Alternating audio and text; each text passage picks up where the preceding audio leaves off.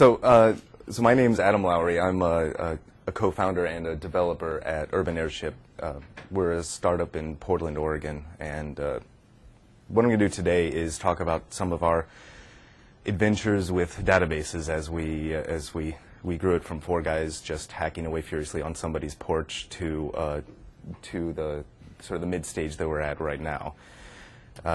So some background on who we are. So we are a mobile services platform. We provide tools for engagement and monetization for mobile app developers, particularly around messaging and content delivery. The core of the messaging is this idea called push notifications, which is where you're sending a very short message to a smartphone over the data network, and it's on behalf of an application. So as opposed to SMS, which goes over the voice network, or the standard cell network. So we started it in 2009 in May. The four of us. We had worked previously at another startup that imploded rather dramatically, and around this time, Stephen Osborne, who was the one who came up with this original idea, he was doing some part-time work for an iOS game developer that was pretty popular called Field Runners. Well, the game is called Field Runners, and he was looking at some of the docs for iOS 3. It had this bit called in-app purchase where you could buy like extra levels or something inside the game. And he was looking at how he was going to do the server piece. He said, man, this is really nasty. I don't want to do this. Well, maybe other people won't want to do this either. So we got started right away. And then the next month is when they were releasing this OS that had this feature and push notifications. And the week before, we got a call from Tapulous, who's a extremely successful game developer down in Palo Alto. They've just recently been, in the last year, they got purchased by Disney, and now they're all high ups in the mobile at Disney. They called us on Tuesday, said, Apple tells us we'll get featured if we can have push notifications implemented and we can have the game submitted on Friday. So can we do this? And then they said, after we said yes, they said, well, we have multiple millions of active users. Can we still do this in 3 days? And we kind of choked a little bit and coughed, and then we said yes. So we had to move pretty quickly from the beginning. In August, by August, we had sent over 1 million of these little notifications, and we were in the right place at the right time. Because we had more work than we could keep up with. And in August of this year, we passed the 5 billion notifications mark, which is it's a nice, very big round number, and it goes very well in press releases. But the more interesting one for this talk and for you all is the number of installations. So an actual message doesn't take too much in the way of data storage. So we're passing that through our network, we're formatting the right way, we're sending it on to Apple or to BlackBerry or to Google or through our own Android infrastructure. But it's just fire and forget. It goes through the system. But the bigger number that has gives us some more trouble is tracking all of these installations. And what I mean by an installation is when some application that uses us gets installed on a device, then we have to track that as a potential recipient with all of the metadata that goes around with it. So each of those potential recipients, they'll have some bit of some extra data, and then the end result is that what we had was not big data, but just big enough to cause trouble, and enough of a large working set that caching only buys us a little bit. So unlike a sort of smaller hot point across a large data set, we end up having to deal with a large percentage of our potential recipients on a daily basis just to keep them ready to send a notification. And because of the growth, even with this original product, there was a fair amount of write heaviness. So what I wanted to do today is just to give you sort of like a little tour through all the mistakes that I made and all the bad paths I went down, and maybe you can learn a little bit from my mistakes, or maybe you can just laugh a little bit at how naive I was. So the original architecture that we had was it was all in EC2, which there I could see a couple of people already starting to laugh. It's Python, Django application servers. Had a single 8.3 instance, and this was with of the four of us that started the company, myself and Michael were working on the server side, and with no ops or DBA experience, just our own development experience. We used the standard warm standby for reliability, and although it was my third time setting that up, I just never felt comfortable with the scripts that I had to keep it all together. So things were working, but I felt a little less than confident with the setup that I had made. And so as a little bit of a background on the data set that we were talking about, the vast majority of what we were storing is metadata around these device tokens, and that's the identifier that gets used for Apple's push notification system. It's only 32 bytes, so it's really small, and we've got it, in a row with what application it's for and some other data like that, and tags as many to many. And this device token has one letter changed, one hex digit changed, so you can guess which one it is. Now, as I said, we were a little naive. Well, very naive. I mean, the only goal we had at the beginning was to move forward quickly so that we could take advantage of what opportunity that we had. And we were using Django because we had gotten started really quickly, and Django has many wonderful things. It does love surrogate keys, which did lead to some extra indexes and extra joins that we wouldn't have to do. EC2 itself gave us a lot of trouble over the years.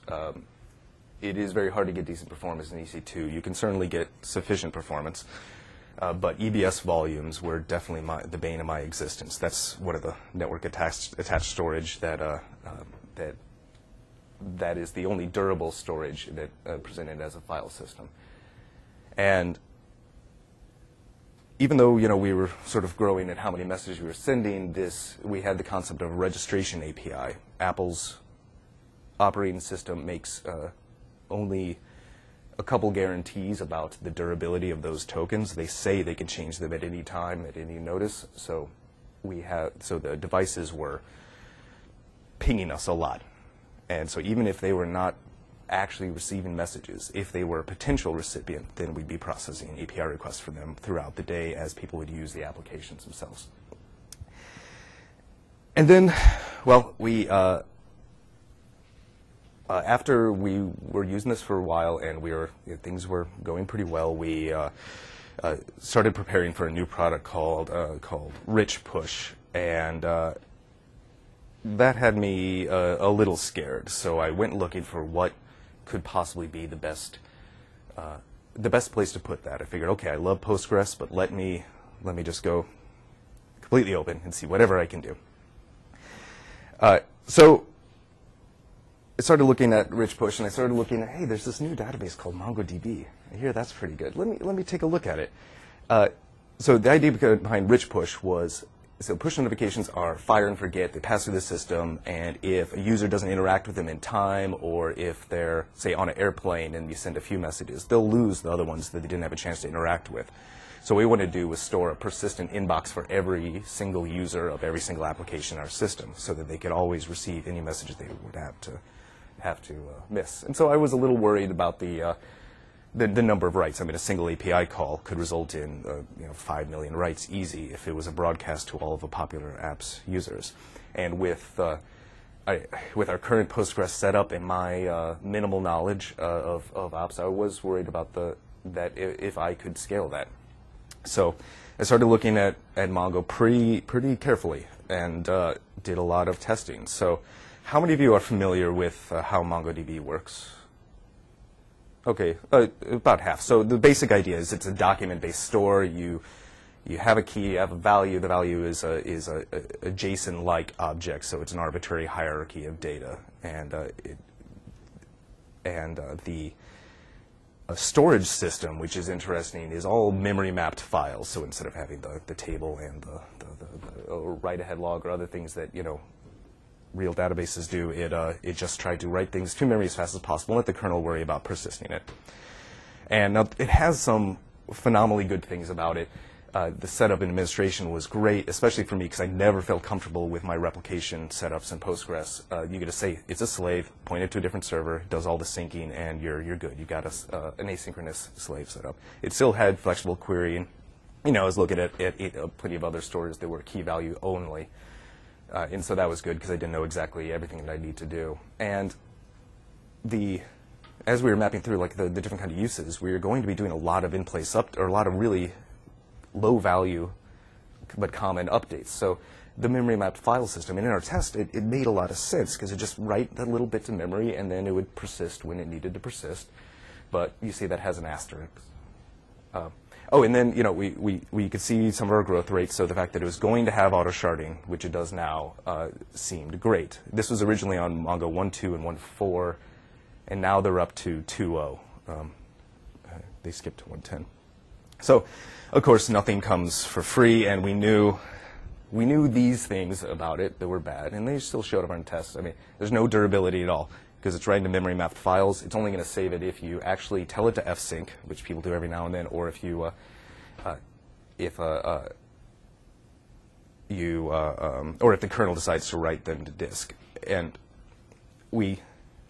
what happens even worse than that is you can't even trust this. If there is a crash, you can't trust any of the data at all, even if you did sync within the last 60 seconds, just due to the nature of being able to swap out multiple pages.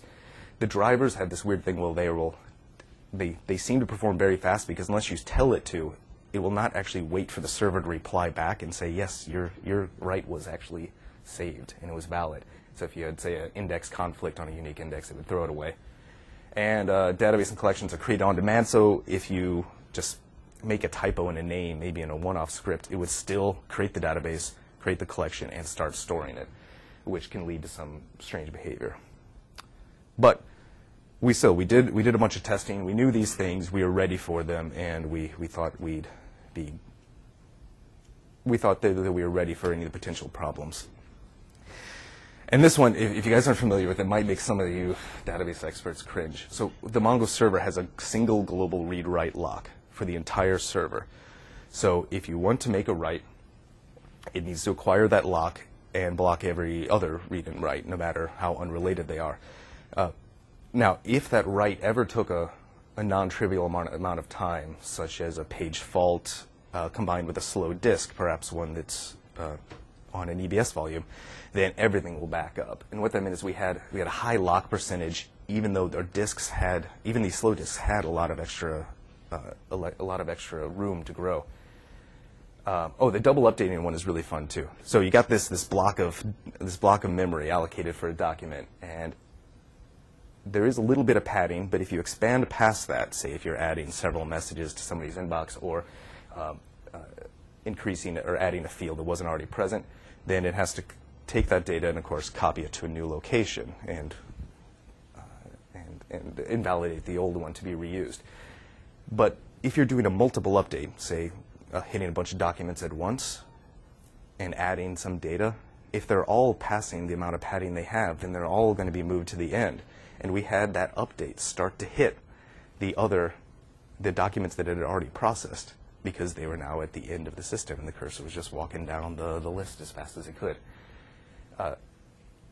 And the indexes themselves were a huge pain. They're very inefficient, and so a bunch of our memory was taken up, or couldn't use our memory very efficient. And then as it's doing all these updates, the fragmentation became an issue because the only way that you can keep things in memory, especially your indexes, is just by letting the kernel trust that it's going to keep the right pages in. But as things get fragmented, especially with the indexes, you start to feel some pain, and there's no online compaction, no vacuum or any other sort of system. So we would get up to 50, 60% extra, actually sometimes even more, of data size. And the only way we could get it back down to a decent size was to take a slave, wipe its data, resync from the master so that it would have it stream over all the data that it had, compacted as small as it can get, and then take like a few seconds of downtime while we flip that to be master. It was fun. Yeah. So we learned these things after all this time because you know, that product, it took a while longer to ramp up, but we had such great early success that we did move the largest data set, the one that was giving us the most trouble, to Mongo. And you know, I say we had all these problems, but it did buy us a lot of time, and all the time that we spent not worried about it, we could spend some more time on new features which we needed to gain some more market share. But it came time to work on the next major product, and I'm trying to learn everything that I can about our systems and what will work best. And we had some of the same pains looking forward to the next project, which is around the Android system, meaning that we've got a lot of data that's going to be reasonably write heavy, and we're starting to hit limits on how much we could do in one EC2 node. So we needed to be able to distribute the data. So we went to look at Cassandra. And how many of you have used Cassandra before or looked at it? A few of you. So the basic idea is that it's inspired by Dynamo, which is Amazon's distributed data service. So it's essentially key value and store, but the values can have multiple columns. So that way you can add extra data as you or have more flexible kinds of data sets than a straight key value store.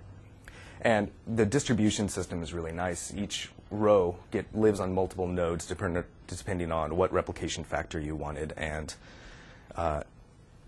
it works pretty well when you have nodes failing. And you can sort of decide as you're using it how much consistency in the cap sense that you wanted.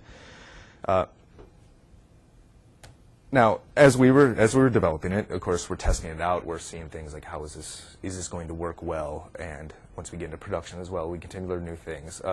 So when a single node went down, yeah, no problems. It went down. The other nodes mark it as inactive. They stop sending data to it, and then we can. There's no disruption service. And when it came back up, they can stream the data they missed to the old node.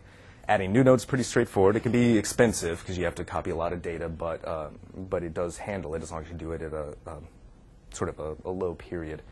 And the community, because it's a young project, is really active.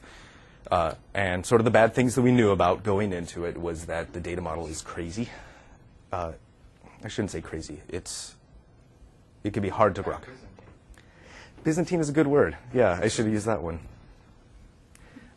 So even after we were getting comfortable with it, we had written a bunch of code. I still had a bunch of developers on my team that were just they could work with the models we'd come up with, but they didn't grok it, didn't fit it. We were using the 0.6 series, which had no secondary index support at all. So that means you have to do manual indexes for every way you care about accessing the data. So, I mean, all of you that are, you all, of course, use an advanced relational database. The idea of maintaining your own secondary indexes probably sounds a little crazy, and it is error-prone and difficult to work with, but it is certainly possible.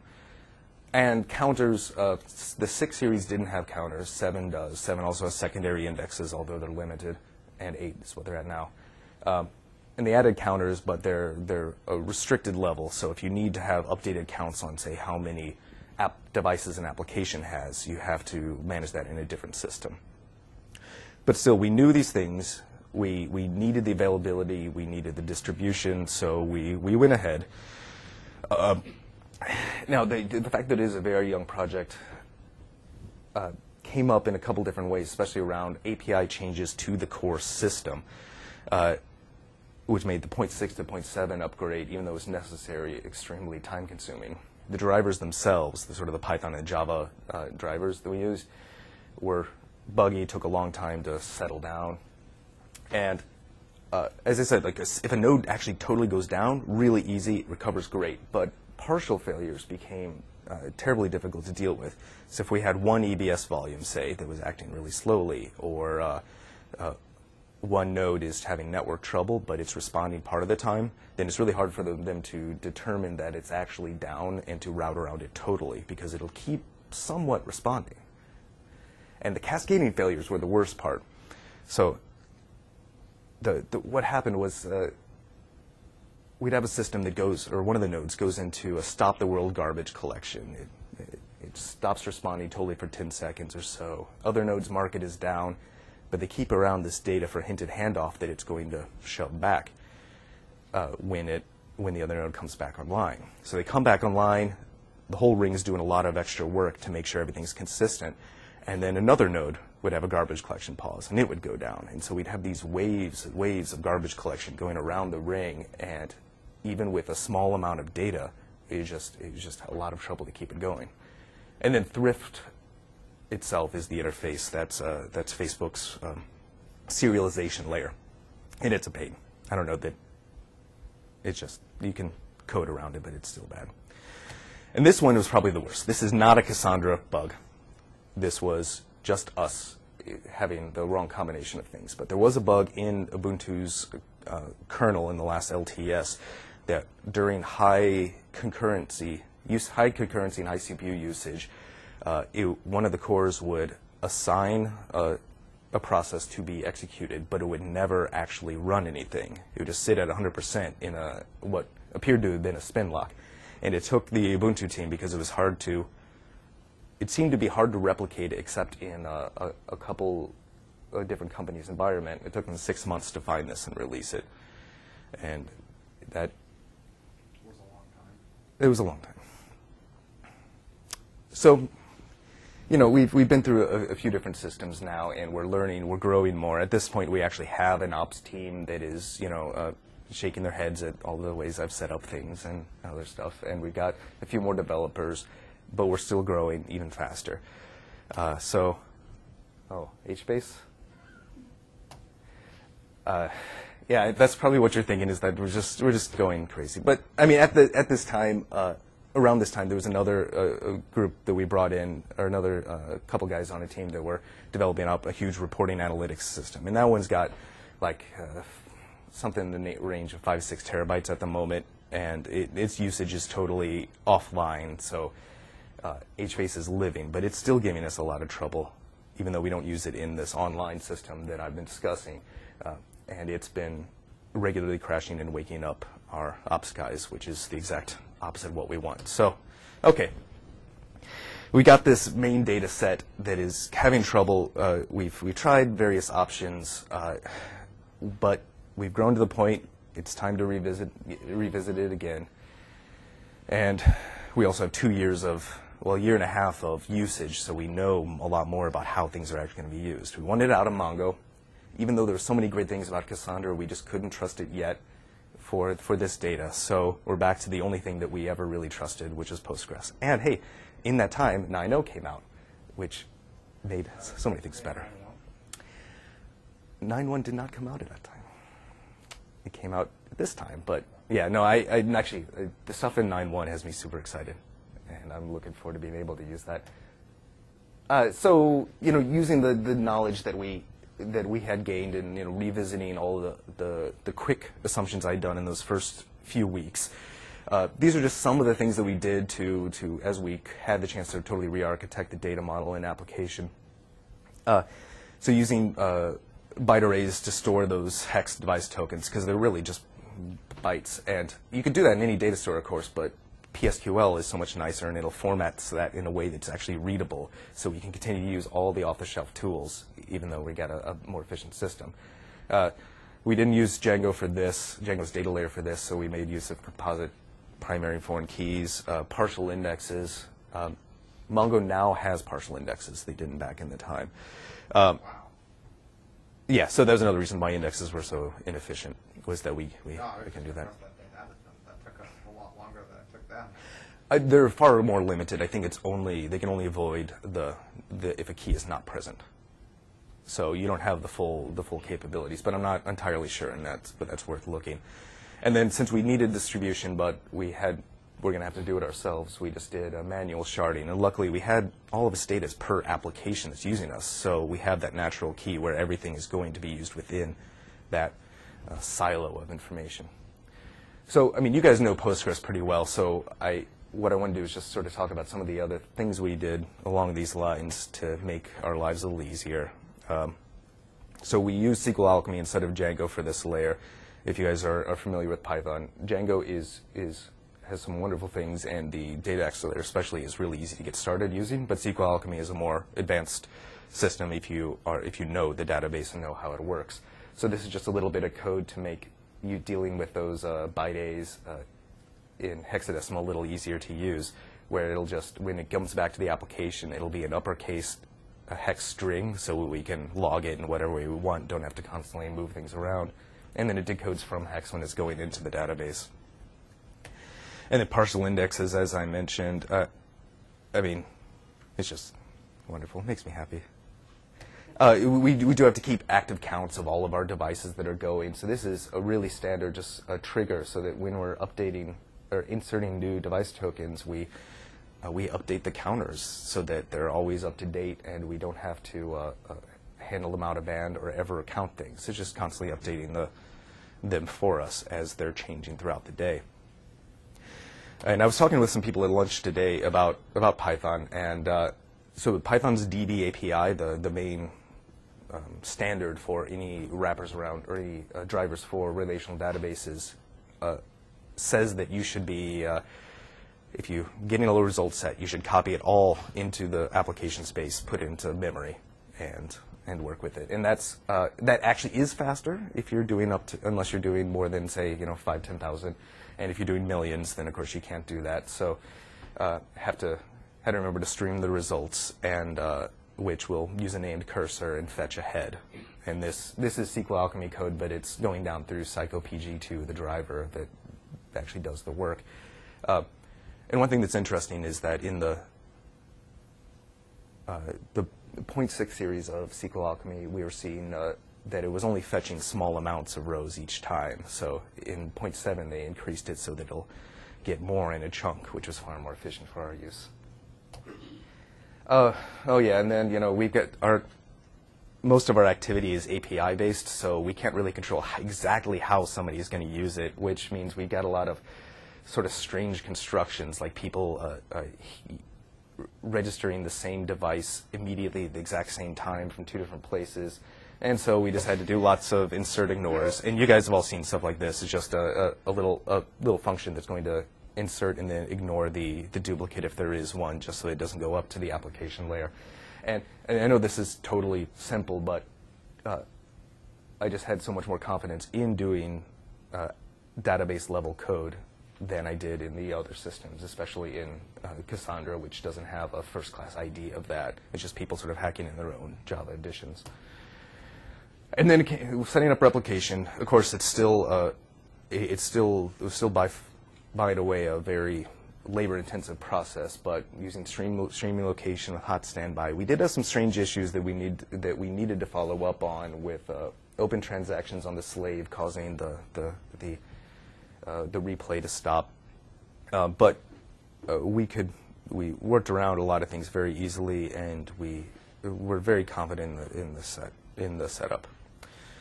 But the results were really good. So in the initial, this was like one of the pieces of data. Around 120 gigs of some of our Mongo data became 70 in Postgres, just because we had a better indexing system and better data model. And it's now, I don't even know, now it's much longer. The transition to actually move our code from using Mongo back to using Postgres, despite us knowing Postgres or knowing SQL very well, took a long time. Mainly, this is all on us. We weren't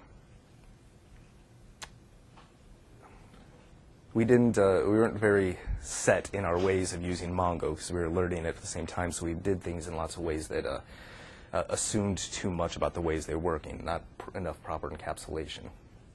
And still, our performance was not good enough.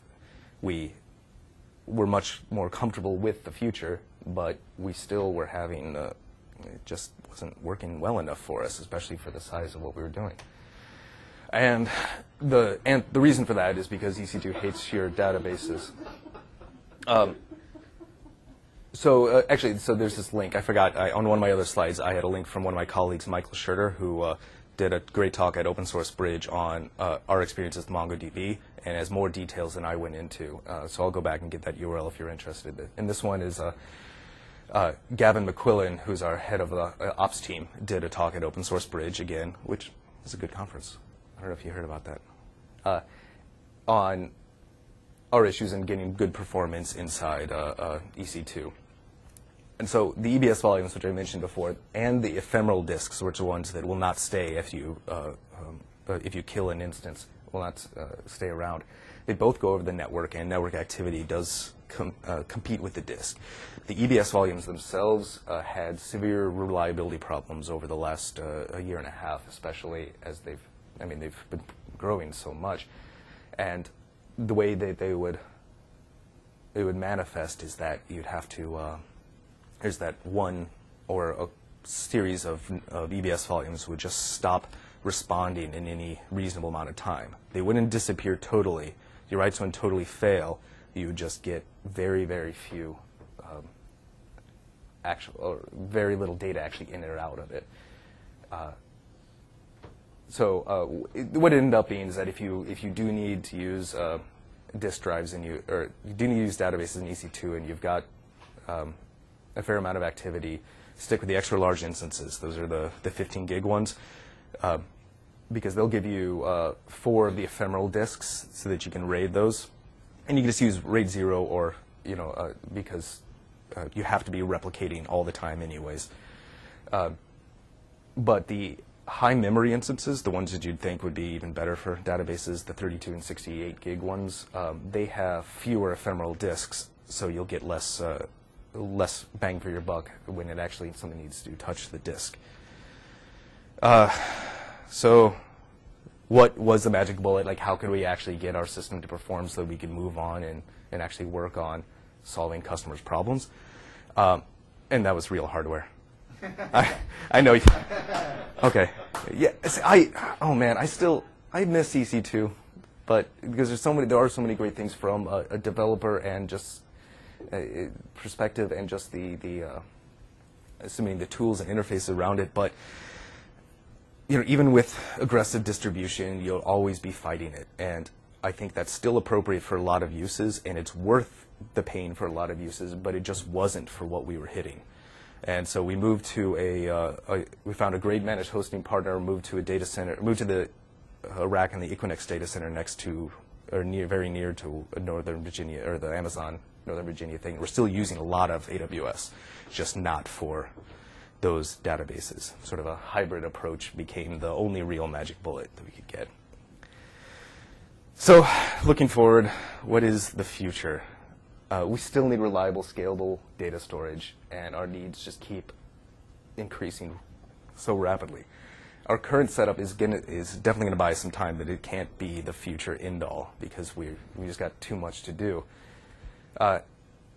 especially around this approach we have with sharding. Sharding does work well. It separates us, gives us more spindles to work with, but there's still so much manual coding around moving one set of data to another server when you need to rebalance or grow the cluster, because we can't tell ahead of time whether a customer is going to be big or not, whether a particular application is going to be big or not.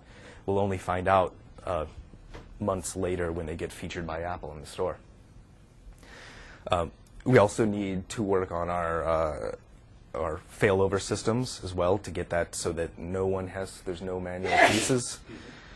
And that's going to take some time, but Postgres is still my weapon of choice, and for this reason, if not every other one, is that it doesn't keep us up at night.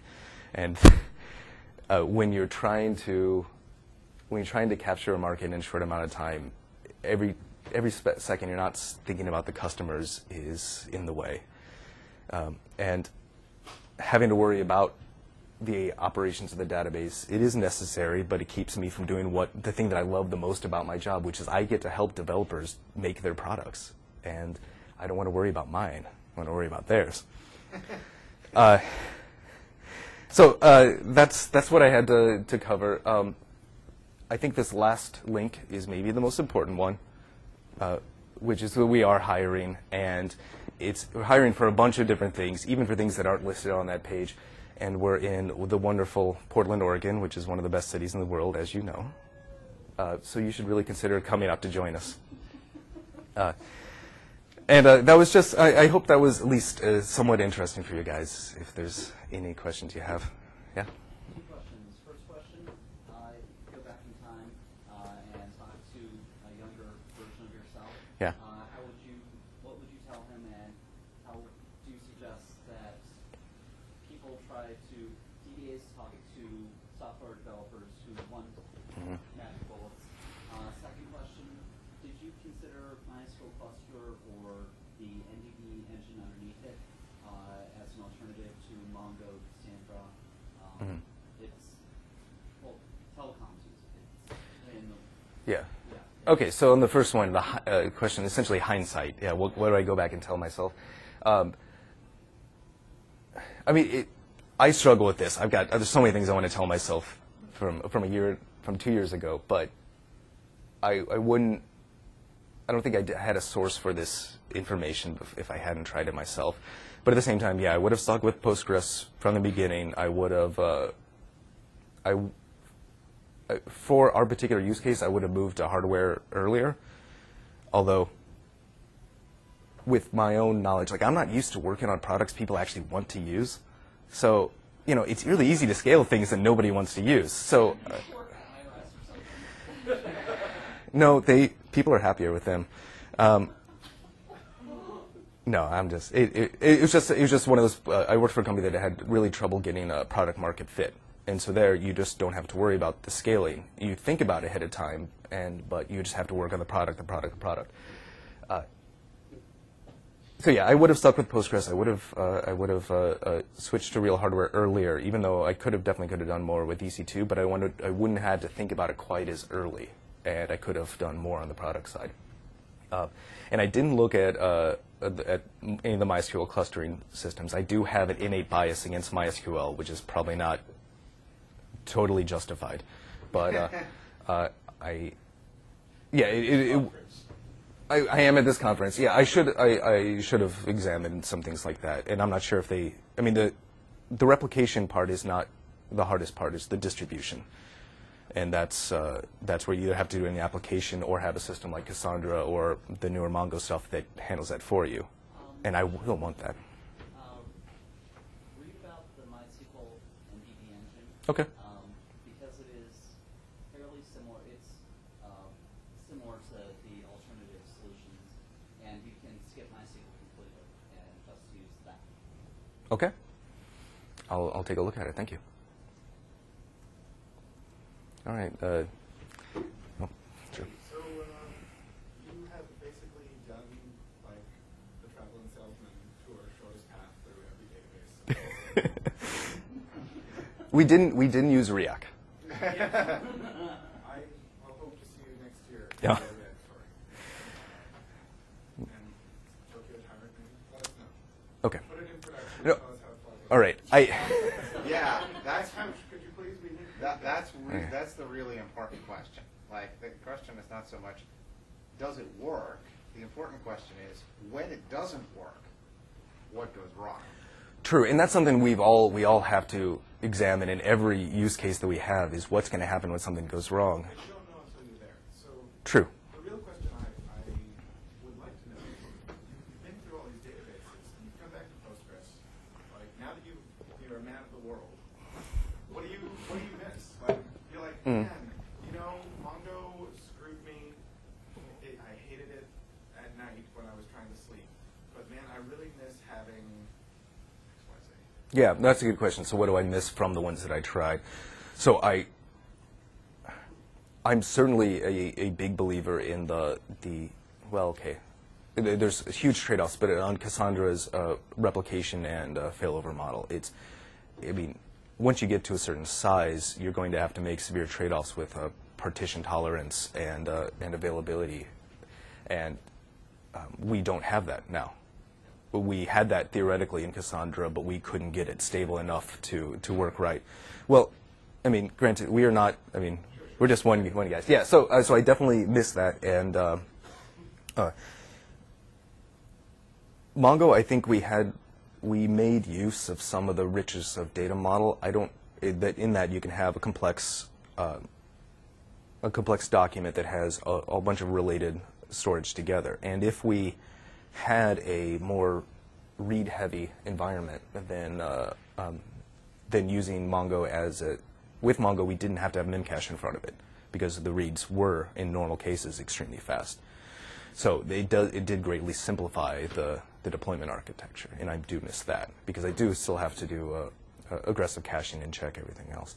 And also for a lot of this stuff, a very simple model for conflict resolution, if two events are happening at the same time, works for us. We could take the last write wins for the vast majority of this data, because if anyone is doing two things at once, then it would be undefined just due to the nature of our API. And so we actually don't need necessarily some of the protections like the insert ignore checks and other things like that.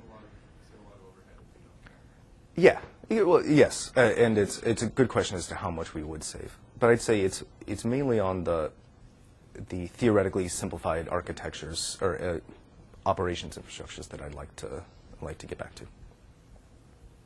Something that I noticed in passing, I saw a couple of the stored functions seem to be doing an inserting counter table thing. Do you have a compress step that's just saying, well, yeah, it's inserted that we've added 500 items to the count. Press that into one tuple at some point? Oh, actually, it's a single tuple. So there's multiple of those procedures that are for each different way that it could change.